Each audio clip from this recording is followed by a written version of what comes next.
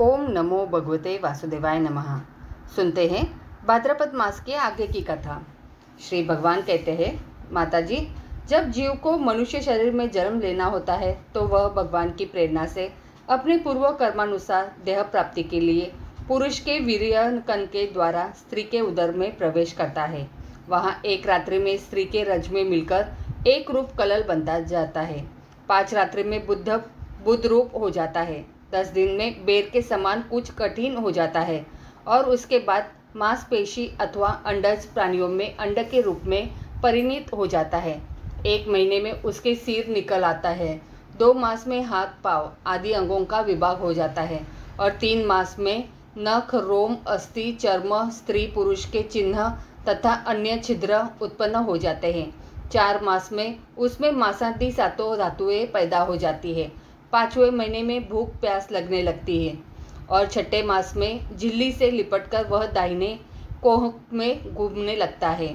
उस समय माता के खाए हुए अन्न, जल आदि से उसकी सब धातुएं पुष्ट होने लगती है और वह कृत्रिम आदि जंतुओं के उत्पत्ति स्थान उस जघन्य मलमूत्र के गड्ढे में पड़ा रहता है। वह सुकुमार तो होता ही है, इसलिए जब वहाँ के भूखे कीड़े उसके अंग प्रत्यंग नोचते हैं तब अत्यंत क्लेश के कारण वह क्षण क्षण में अचेत हो जाता है।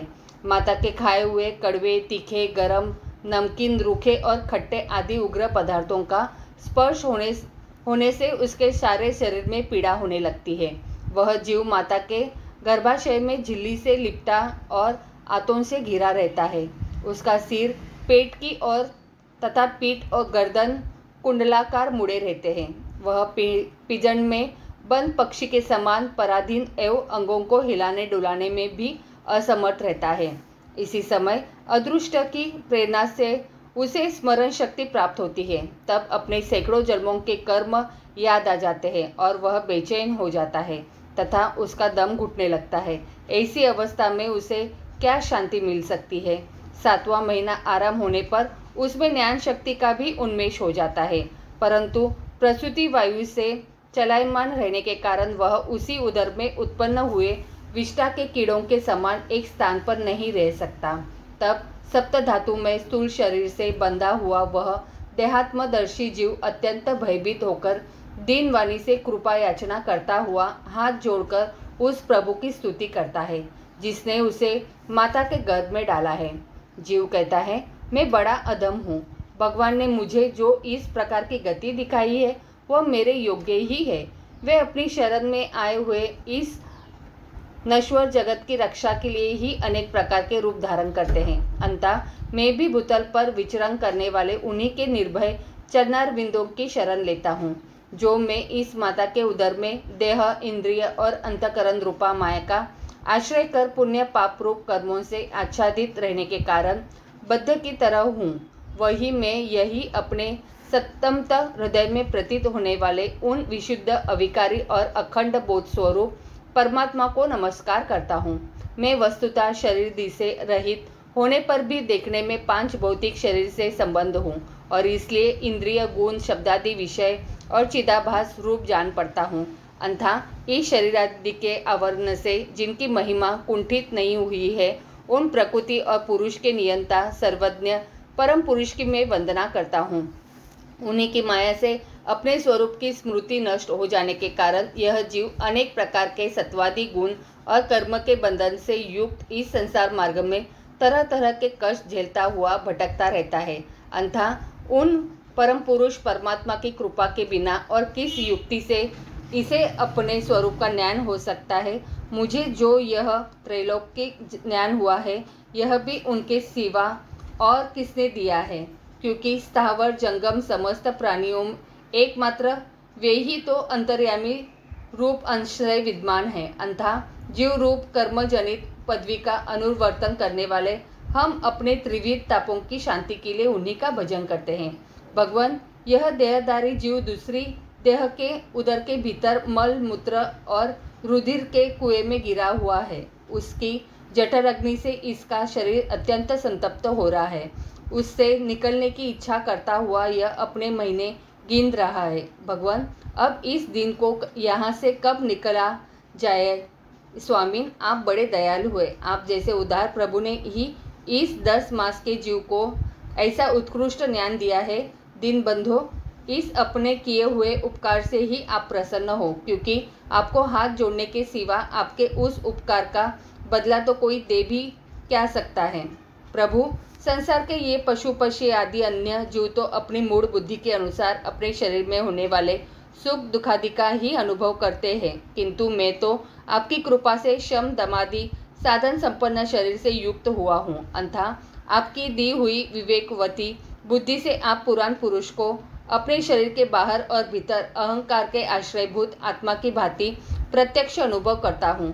भगवान, इस अत्यंत दुख से भरे हुए गर्भाशय में यद्यपि मैं बड़े कष्ट से रह रहा हूँ, तो भी इससे बाहर निकलकर संसार में अंधकूप गिरने की मुझे बिल्कुल इच्छा नहीं है, क्योंकि उसमें जाने वाले जीव को आपकी माया घेर लेती है, जिसके कारण उसके शरीर में अहम बुद्धि हो जाती है और उसके परिणाम में उसे फिर इस संसार चक्र में ही पड़ना होता है। अन्यथा मैं व्याकुलता के छोड़कर हृदय में श्री भगवान विष्णु भगवान के चरणों को स्थापित कर अपनी बुद्धि की सहायता से ही अपने को बहुत शीघ्र इस संसार रूप समुद्र के पार लगा दूंगा, जिससे मुझे अनेक प्रकार के दोषों से युक्त यह संसार दुख फिर न प्राप्त हो। कपिल देव जी कहते हैं, माता, वह 10 महीने का जीव गर्भ में ही जब इस प्रकार विवेक संपन्न होकर भगवान की स्तुति करता है, तब उस अधोमुख बालक को प्रसव काल की वायु तत्काल बाहर आने को लिए ढकेलती है। उसके सहसा ठेलने पर वह बालक अत्यंत व्याकुल हो नीचे सिर करके बड़े कष्ट से बाहर निकलता है। उस समय उसके श्वास की गति रुक जाती है और पूर्व स्मृति नष्ट हो जाती है। पृथ्वी पर माता के रुधिर और मूत्र में पड़ा हुआ वह बालक विष्ठा के कीड़े के समान छटपटाता है। उसका गर्भवास का सारा ज्ञान नष्ट हो जाता है और वह विपरीत गति को प्राप्त होकर बार बार जोर जोर से रोता है। फिर जो लोग उसका अभिप्राय नहीं समझ सकते, उनके द्वारा उसका पालन पोषण होता है। ऐसी अवस्था में उसे जो प्रतिकूलता प्राप्त होती है, उसका निषेध करने की शक्ति भी उसमें नहीं होती। जब उस जीव को शिशु अवस्था में मैली कुचैली खाट पर सुला दिया जाता है, जिसमें खटमल आदि स्वेदज जीव चिपटे रहते हैं, तब उसमें शरीर को खुजलाने, उठाने अथवा करवट बदलने की भी सामर्थ्य न होने के कारण वह बड़ा कष्ट पाता है। उसकी त्वचा बड़ी कोमल होती है। उसे डांस, मच्छर और खटमल आदि उसी प्रकार काटते रहते हैं जैसे बड़े कीड़ों के छोटे कीड़े। इस समय उसका गर्भावस्था का सारा ज्ञान जाता रहता है, सिवा रोने के वह कुछ नहीं कर सकता। इसी प्रकार बाल्य और पौगंड अवस्थाओं के दुख भोगकर वह बालक युवावस्था में पहुंचता है। इस समय उसे यदि कोई इच्छित भोग नहीं प्राप्त होता तो अज्ञानवश उसका क्रोध उद्दीप्त हो उठता है और वह कुशोकुशल हो जाता है। देह के साथ ही साथ अभिमान और क्रोध बढ़ जाने के कारण वह काम परवश जीव अपना ही नाश करने के लिए दूसरे कामी पुरुषों के साथ वैर ठानता है। खोटी बुद्धि वाला वह अज्ञानी जीव पंचभूतों से रचे हुए इस देह में मिथ्याभिनिवेश कारण निरंतर में मेरेपन का अभिमान करने लगता है, जो शरीर से इसे वृद्धावस्था आदि अनेक प्रकार के कष्ट ही देता है तथा अविद्या और कर्म के सूत्र से बंधा रहने के कारण सदा इसके पीछे लगा रहता है। उसी के लिए यह तरह तरह के कर्म करता रहता है, जिनमें बंधे जाने के कारण इसे बार बार संसार चक्र में पड़ना होता है। सन्मार्ग में चलते हुए यदि इसका किन्हीं जिला या उपेंद्रिय के भोगों में लगे हुए विषयी पुरुषों से समागम हो जाता है और यह उनमें आस्था करके उन्हीं का अनुगमन करने लगता है, तो पहले के समान ही फिर नारी की योनियों में पड़ता है, जिनके संगम से इसके सत्य, सोच, दया, वाणी का संयम, बुद्धि, धन, संपत्ति, लज्जा, यश, क्षमा, मन और इंद्रियों का संयम तथा ऐश्वर्य आदि सभी सद्गुण नष्ट हो जाते हैं। उन अत्यंत शोचनीय स्त्रियों के क्रीड़ा मृग, अशांत मूड और देहात्मदर्शी असत्पुरुषों का संग कभी नहीं करना चाहिए, क्योंकि इस जीव को किसी और का संग करने से ऐसा मोह और बंधन नहीं होता जैसा स्त्री और स्त्रियों के संगियों का संग करने से होता है। एक बार अपनी पुत्री सरस्वती को देखकर ब्रह्मा जी भी उसके रूप लावण्य से मोहित हो गए थे और उसके मृगी रूप होकर भागने पर उसके पीछे निर्लज्जता पूर्वक मृग रूप होकर दौड़ने लगे। उन्हीं ब्रह्मा जी ने मरीचि आदि प्रजापतियों की तथा मरीचि आदि ने कश्यप आदि की और कश्यप आदि ने देव मनुष्य आदि प्राणियों की सृष्टि की। अंथा इनमें एक ऋषि प्रवर नारायण को छोड़कर ऐसा कौन पुरुष हो सकता है जिसकी बुद्धि स्त्री रूपिणी माया से मोहित न हो। अहो मेरी इस स्वरूपिणी माया का बल तो देखो, जो अपने भ्रुकुटी विलास मात्र से बड़े बड़े द्विगीय वीरों को पैरों से कुचल देती है। जो पुरुष योग के परम पद पर आरूढ़ होना चाहता है अथवा जिसे मेरी सेवा के प्रभाव से आत्मा अनात्मा का विवेक हो गया हो, वह स्त्रियों का संग कभी न करे, क्योंकि उन्हें ऐसे पुरुष के लिए नरक का खुला द्वार बताया गया है। भगवान की रची हुई यह जो स्त्री रूपिणी माया धीरे धीरे सेवा आदि के मिस से पास आती है, इसे तिनकों से ढके हुए कुएं के समान अपनी मृत्यु ही समझे।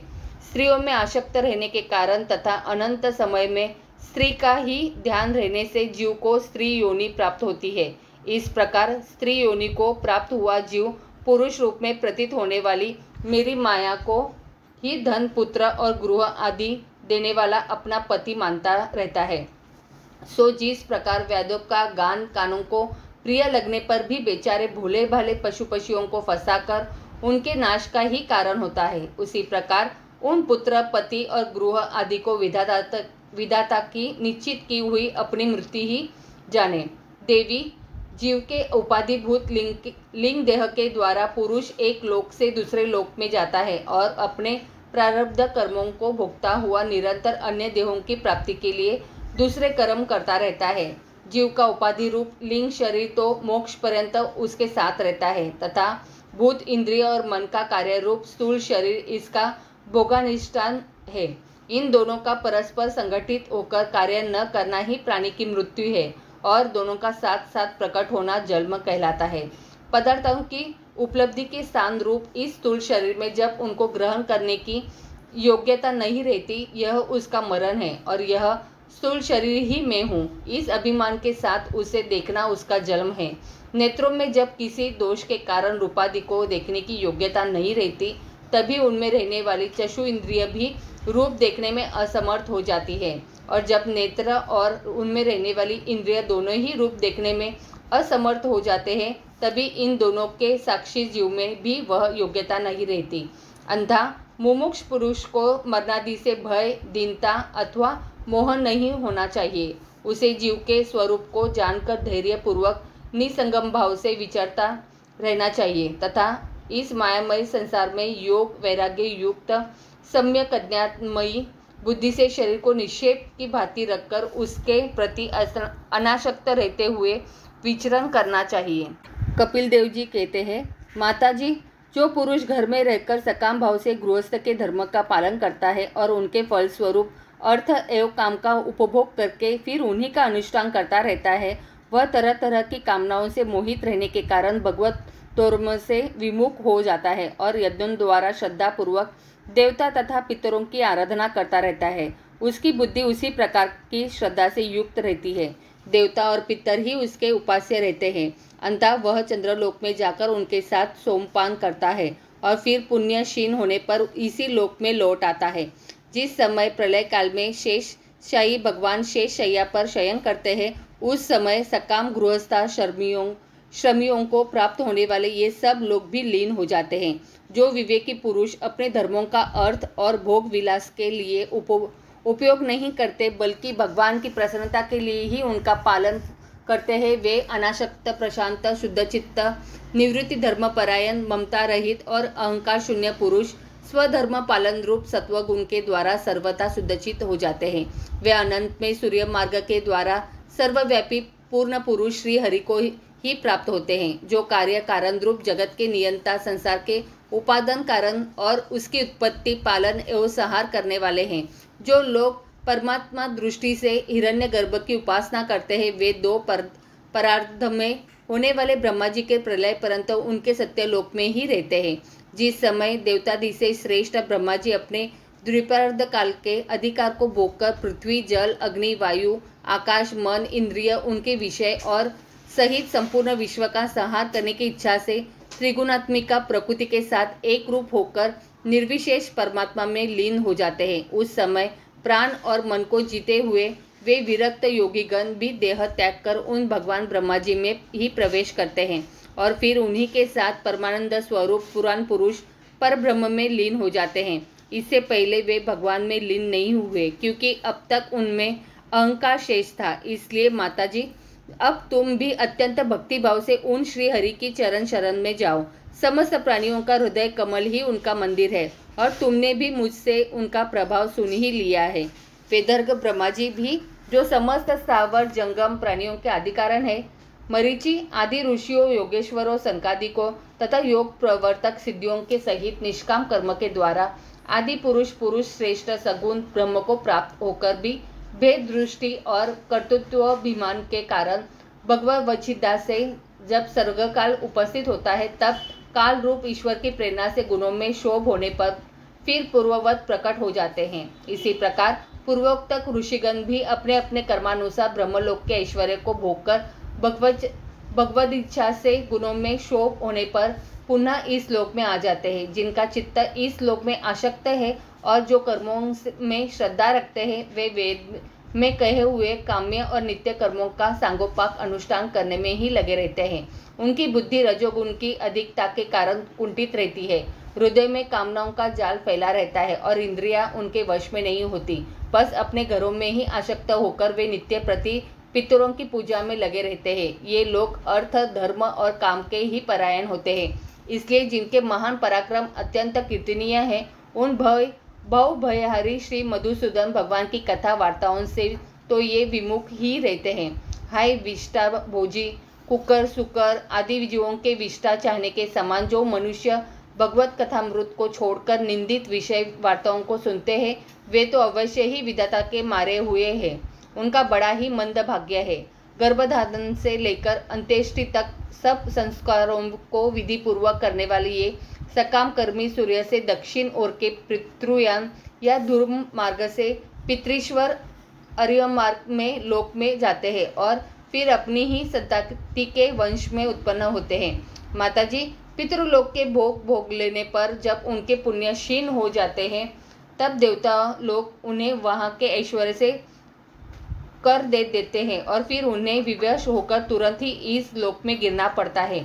इसलिए माताजी, जिनके चरण कमल सदा भजने योग्य है, उन भगवान का तुम उन्हीं के गुणों का आश्रय लेने वाली भक्ति के द्वारा सब प्रकार से भजन करो। भगवान वासुदेव के प्रति किया हुआ भक्ति योग तुरंत ही संसार से वैराग्य और ब्रह्म साक्षात्कार रूप ज्ञान की प्राप्ति करा देता है।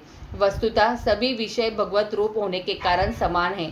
अर्थात जब इंद्रियों की वृत्तियों के द्वारा भी भगवत्ता का चित्त उनमें प्रिय अप्रिय रूप विषमता का अनुभव नहीं करता, सर्वत्र भगवान का ही दर्शन करता रहे, उसी समय वह संग रहित सब में समान रूप से स्थित, त्याग और ग्रहण करने योग्य दोष और गुणों से रहित, अपनी महिमा में आरूढ़ अपने आत्मा का ब्रह्म रूप से साक्षात्कार करता है। वही ज्ञान स्वरूप ही है, वही पर ब्रह्म है, वही परमात्मा है, वही ईश्वर है, वही पुरुष है, वही एक भगवान स्वयं जीव है।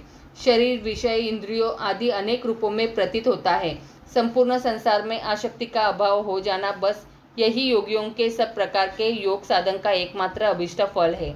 बस ब्रह्म एक है, ज्ञान स्वरूप और निर्गुण है, तो भी वह बाह्य वृत्ति वाली इंद्रियों के द्वारा भ्रांतिवश शब्दादि धर्मों वाले विभिन्न पदार्थों के रूप में भास रहा है। जिस प्रकार एक ही पर ब्रह्म महत्व तत्व, वैकारिक, राजस और तामस, तीन प्रकार का अहंकार, पंच महाभूत एवं 11 इंद्रिय रूप बन गया और फिर वही स्वयं प्रकाश इनके संयोग से जीव कहलाया, उसी प्रकार उस जीव का शरीर रूप यह ब्रह्मांड भी वस्तुतः ब्रह्म ही है, क्योंकि ब्रह्म से ही इसकी उत्पत्ति हुई है। किंतु इसे ब्रह्म रूप वही देख सकता है जो श्रद्धा, भक्ति और वैराग्य तथा निरंतर के योगाभ्यास के द्वारा एकाग्रचित और असंग बुद्धि हो गया है। पूजनीय माताजी, मैंने तुम्हें यह ब्रह्म साक्षात्कार का साधन रूप ज्ञान सुनाया। इसके द्वारा प्रकृति और पुरुष के यथार्थ स्वरूप का बोध हो जाता है। देवी, निर्गुण ब्रह्म विषयक ज्ञान योग और मेरे प्रति किया हुआ भक्ति योग, इन दोनों का एक ही फल ही है, उसे ही भगवान कहते हैं। जिस प्रकार रूप, रस एवं गंध आदि अनेक गुणों का आश्रयभूत एक ही पदार्थ भिन्न भिन्न इंद्रियों द्वारा विभिन्न रूप से अनुभूत होता है, वैसे ही शास्त्र के विभिन्न मार्गों द्वारा एक ही भगवान की अनेक प्रकार से अनुभूति होती है। नाना प्रकार के कर्मकलाप, यज्ञ, दान, तप, वैधान्ययत, वेद विचार, मन और इंद्रियों के संयम, कर्मों के त्याग, विविध अंगों वाले योग, भक्ति योग, निवृत्ति और प्रवृत्ति रूप, सकाम और निष्काम दोनों प्रकार के धर्म, आत्म तत्व के ज्ञान और दृढ़ वैराग्य, इन सभी साधनों से सगुण निर्गुण रूप स्वयं प्रकाश भगवान को ही प्राप्त किया जाता है। माताजी, सात्विक, राजस, तामस और निर्गुण भेद से 4 प्रकार के भक्ति योग का और जो प्राणियों के जन्मादि विकारों का हेतु है तथा जिसकी गति जानी नहीं जाती, उस काल का स्वरूप मैं तुमसे कह चुका हूँ। देवी, अविद्याजनित कर्म के कारण जीव की अनेकों गतियाँ होती है। उनमें जाने पर वह अपने स्वरूप को नहीं पहचान सकता। मैंने तुम्हें जो ज्ञानोपदेश दिया है उसे दुष्ट, दुर्विनीत, घमंडी, दुराचारी और धर्मध्वजी पुरुषों को नहीं सुनाना चाहिए। जो विषय लोपुप हो, गृहाशक्त हो, मेरा भक्त न हो अथवा मेरे भक्तों से द्वेष करने वाला हो, उसे भी इसका उपदेश कभी न करे। जो अत्यंत श्रद्धालु, भक्त, विनयी, दूसरों के प्रति दोष दृष्टि न रखने वाला, सब प्राणियों से मित्रता रखने वाला, गुरु सेवा में तत्पर, बाह्य विषयों में अनासक्त, शांत चित्त, मत्सर शून्य, अपवित्र चित्त हो तथा मुझे परम प्रियतम मानने वाला हो, उसे इसका अवश्य उपदेश करे। माँ, जो पुरुष मुझ में चित्त लगाकर इसका श्रद्धापूर्वक एक बार भी श्रवण या कथन करेगा, वह मेरे परम पद को प्राप्त होगा। आगे की कथा अगले अध्याय में। तो बोलो प्रेम से राधे राधे।